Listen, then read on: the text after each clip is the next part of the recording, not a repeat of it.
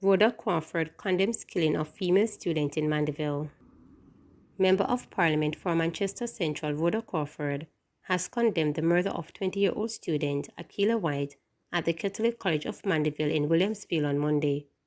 White was stabbed to death in an incident involving 2 other students. Preliminary reports suggest that the 3 students were engaged in a confrontation when a schoolboy inflicted stab wounds on a male student and a female student. Both injured students were taken to hospital, where the female was pronounced dead and the other student was hospitalized. A 17-year-old boy identified as the suspect has since been taken into police custody following the incident. In a statement on Monday afternoon, Crawford described the incident as heartbreaking. The incident has sent shockwaves through the school and wider community, plunging us into a state of mourning. Our immediate thoughts are with the families of the students affected, the students who witnessed the events, and the broader school family.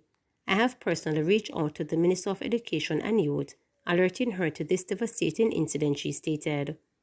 Crawford also wished for the speedy recovery of the student who was hospitalized, while underscoring the need for conflicting resolution strategies.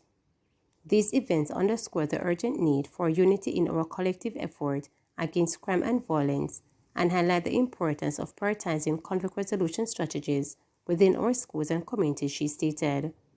Crawford added that she remains committed to working closely with parents, school authorities, law enforcement, the church, and other critical stakeholders to strengthen the quest to make schools and communities safer.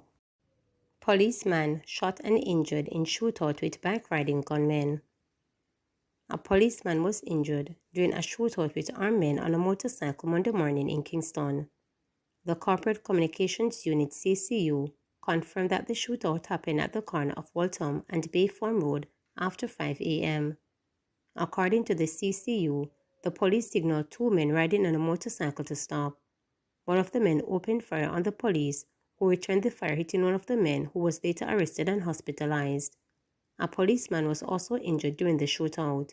He was treated at hospital and released. Graphic artist killed in Manville crash. A man died as a result of injuries he sustained in a 2-vehicle crash on the Winston Jones Highway near Manville on Monday morning. Relatives named him as Carl Gale, 47, a graphic artist and resident of New Green in Manchester. Preliminary reports are that about 3 a.m., Gale was driving a Nissan AD wagon uphill towards Manville when the vehicle crashed into a tractor-trailer which was also traveling uphill. Gale and a female passenger sustained injuries. They were taken to hospital, where he was pronounced dead and the woman admitted for treatment. His brother, Conrad Gale, told reporters that Carl was traveling home from a party in Banana Ground near Belfield when the crash happened. I got a call minutes after 3 a.m. about him being in an accident here on the Winston Jones Highway. I am a bit shaken over the whole incident. I am grieving because when you know a man with such talent, he was just finding himself to break through in life, and to just see him passing just like this, knowing he has a young child as well, stated the grieving brother. He suspected that his brother fell asleep at the wheel. I tell you, to all road users, if you are tired, don't go around the steering and drive. My brother has now become a part of the road statistics, and this is really heartbreaking.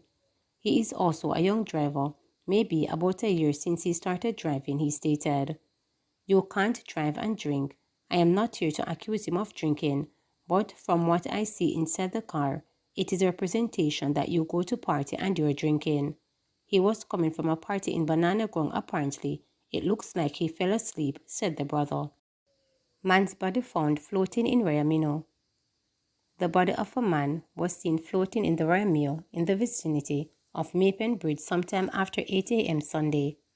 A team from the Jamaica Fire Brigade Clarendon Division retrieved the body, which was later identified to be that of 29-year-old Demar Cole, a resident of Hazard Drive near Maypen.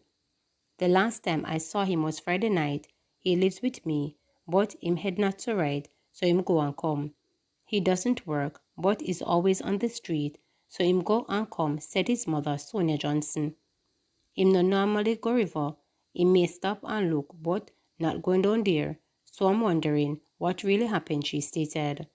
She had resigned herself to the reality that instead of celebrating Mother's Day, she would be mourning the loss of her son. The Lord giveth and the Lord taketh away.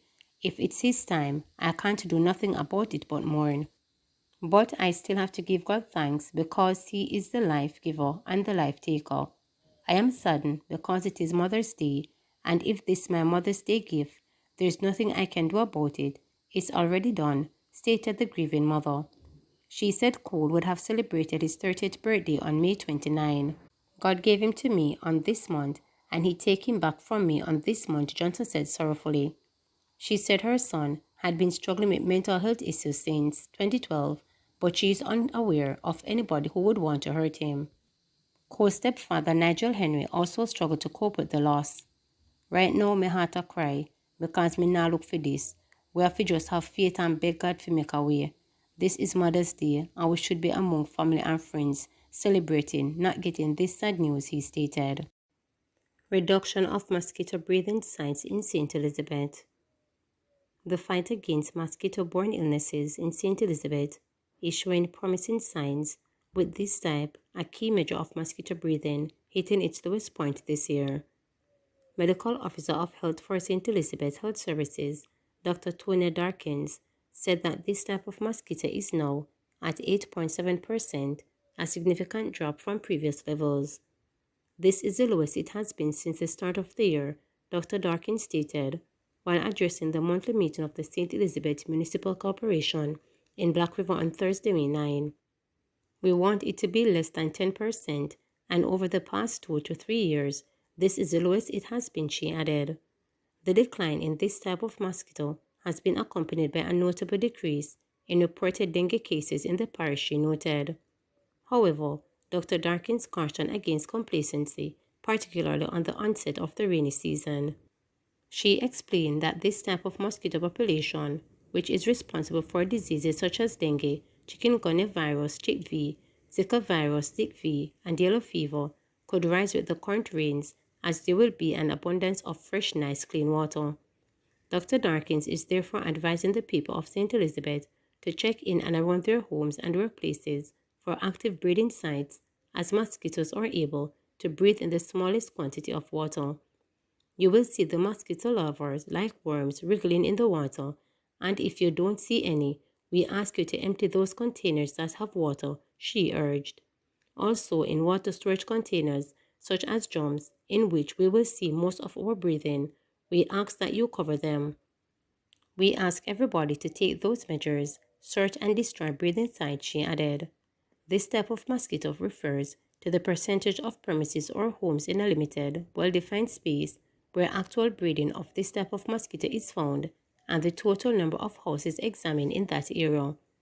In the meantime, Dr. Darkins is reminding the public to protect themselves from mosquito bites by wearing long sleeves, avoiding dark colors, and using mosquito repellent.